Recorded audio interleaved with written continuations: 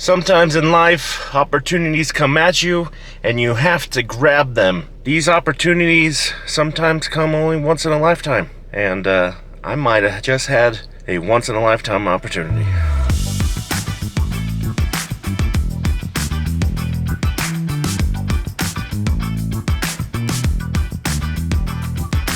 So today is October 5th, 2025. And something cool happened. My name is Brian, and I'm on a mission to turn $100 into $1 million business, starting with reselling. Now I do videography, filmography, also vending machines, and sketch comedy. Something cool kind of happened. You know, Mom's Basement Theater, my improv place that I go to all the time. Sometimes they have workshops. Sometimes they have famous people come in, semi-famous people. But for yesterday and today, we had sketch workshops from the one and only Kevin McDonald. My next idea was something I call butchering a cow. They said, oh great, what's that a clever analogy for? I said, analogy my sweet ass. I bring a cow on stage, I name him, then I butcher the damn thing. I'm chopping up a cow, I'm covered in blood, it writes itself. Now if you don't know Kevin McDonald, he has a very impressive resume when it comes to sketch comedy. Have you ever heard of Kids in the Hall? Look into my face. And no, to look into my face is to look into the face of evil. Yes!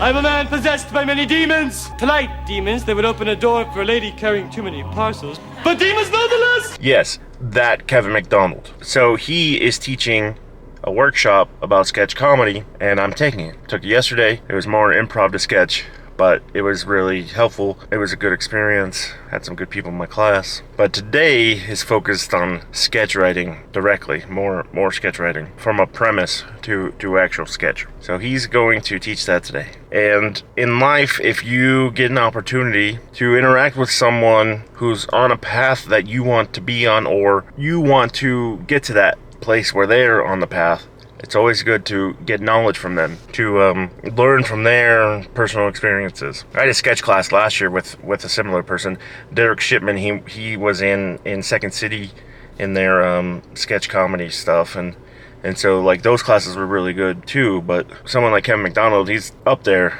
in relevancy when it comes to sketch comedy. Like he has been able to you know, have an actual career in it. Something like this doesn't come up every day, you know. This is an interesting opportunity, and I'm gonna make the most of it. I also have another person from the Unfortunate Goats, Allie. She's in the sketch class as well. You never know, we may have a new goat. I'll introduce you to him later. Unfortunate Goats is on the rise, let's just say that, and we'll see. If I'm courageous enough, I might ask him if he's open to coaching Kevin McDonald, if he would coach the Unfortunate Goats, but that's a long shot. It's worth the try, right? So we'll see what happens. I gotta get out of here, but thought that would be a cool update. We're gonna have another Unfortunate Goat meeting in the next couple weeks, and this will be a part of that episode. We're gonna get this thing up and rolling, baby. Yeah, so we just got out of the class a little while ago.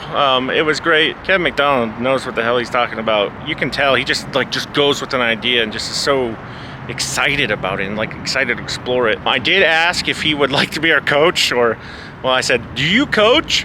And he was like, not really. In that voice, almost. He said maybe, kind of, but I didn't get his card or contact information, so we'll see if I can even get a hold of him again. Even though in the class he did ask us to send him the scripts that we're gonna write for the class, so maybe. But yeah, I have a friend that took the class with me and Allie. His name is Mason, and I thought he might be a good addition to the Unfortunate Goats. What's up, everybody? I'm bothering Brian, and I'm not going to let him alone until he lets me write sketches. Yeah, so yeah, he's going to join. He's the official 7th member.